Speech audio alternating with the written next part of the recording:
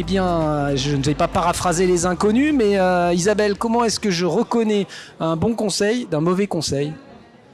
Alors, un bon conseil sera déjà un expert dans sa matière. Et un bon conseil, c'est s'entourer, et c'est l'atout du groupe André, c'est d'avoir une offre 360 de façon à réunir autour d'un seul client les experts dans chacun des domaines qui sont nécessaires. Vous allez avoir de l'expertise financière, de l'expertise juridique, vous allez avoir de l'expertise des experts comptables. Vous allez avoir autour de vous toute une équipe qui sait travailler en mode projet, qui est à l'écoute de vos problématiques et qui va prendre en compte chacun des souhaits des parties prenantes. Alors ça, c'est intéressant, Isabelle, ce que vous avez dit. Non seulement une équipe multidisciplinaire, mais en plus à mon écoute par rapport à ma situation personnelle et donc forcément de l'adaptabilité. Oui, ça c'est le propre d'un bon conseil, c'est effectivement d'avoir une solution adaptée à chacun de ses clients dans chacune de ses composantes. Oui, c'est-à-dire que vous ne vendez pas un acte tout prêt, modélisé, vous vendez un petit peu plus que ça.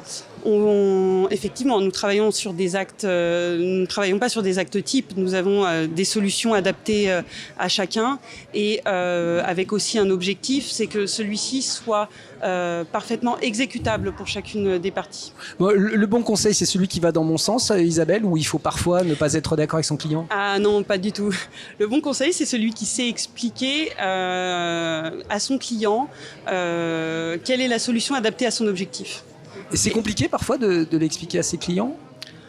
Oui, parce que cela peut passer par des solutions qui ne sont pas toujours fiscalement optimisées ou qui sont. L'important, c'est l'objectif du client et pas forcément la solution la moins chère ou la plus rapide. Il faut prendre en compte chacune des composantes du dossier sur ces aspects-là. Bon, on l'a compris avec Isabelle, Renaud, il y a une vraie problématique. Il y a ce que je souhaite, ce que vous me conseillez, ce que la loi oblige à faire. Concrètement, ça se déroule comment, Renaud ? Il y a un facteur qui peut rentrer dans la stratégie de conseil qui tend à minimiser le risque contentieux et donc à éviter aux clients de se trouver au tribunal. Parfois, sur les matières qu'on traite, les règles sont pas claires. On peut lire tous les arrêts qu'on veut, on ne va pas trouver avec certitude que la solution qu'on propose est forcément sans risque. Et là, on va tomber dans quelque chose qui, à mon sens, est essentiel, c'est notre métier de conseil consiste aussi à faire de la gestion de risque. Peut-être de dire au client, là, il y a un risque, mais après, la gestion de risque, c'est de dire, est-ce que ce risque est maîtrisé ? Typiquement, fiscalement, c'est notre cœur de métier avec Rodolphe. C'est peut-être de dire, oui, le risque, si l'administration vient contrôler l'opération, elle viendra sur ce terrain-là. Quel sera le montant prévisionnel de ce redressement et sera-t-on en capacité d'y faire face ?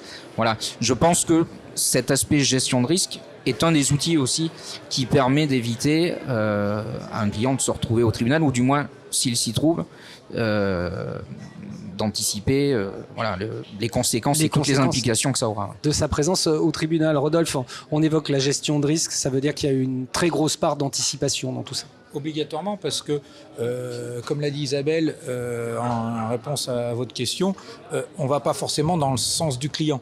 On essaye de trouver la solution qui répond à son objectif. Et là, effectivement, il faut qu'on puisse, pour arriver à cette solution, dérouler tout le schéma. Et le schéma, comme l'a dit Renaud aussi, il y a des règles que l'on ne maîtrise pas parce que c'est l'aléa de la justice ou c'est l'aléa du schéma. Donc il faut pouvoir écouter le client, pouvoir clairement lui dire où on veut aller, par quoi ça va passer, combien ça va coûter et pouvoir effectivement toujours prévoir dans ce que l'on met en place les moyens de faire face aux risques rencontrés ou à tous les aléas du schéma.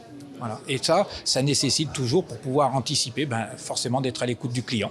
Être à l'écoute du client et des parties prenantes. Si on prend l'exemple type de la transmission, il est important d'être à l'écoute du client, mais de l'ensemble des parties prenantes. Oui, on ne peut pas, et nous on le voit dans les schémas qu'on peut avoir à l'intérieur du groupe, on ne peut pas recevoir un client qui veut envisager une transmission, écouter ce qu'il veut et dérouler un schéma. Il faut toujours écouter l'ensemble des parties prenantes. Ça va de celui qui veut transmettre, de celui qui doit reprendre et comme on a pu le voir dans plein de dossiers, celui qui va participer à l'opération, le financier. Et c'est ça la force d'André Le Groupe, c'est de pouvoir intégrer l'ensemble des participants à un processus d'élaboration d'une solution. Et une solution qui doit éviter d'aller au conflit si un jour les choses vont mal. Parce que des fois, c'est pas une solution one shot, en 10 minutes c'est plié, ça va s'écouler dans le temps et il y a de l'aléa dans le temps. Donc il faut pouvoir tout anticiper, tout maîtriser.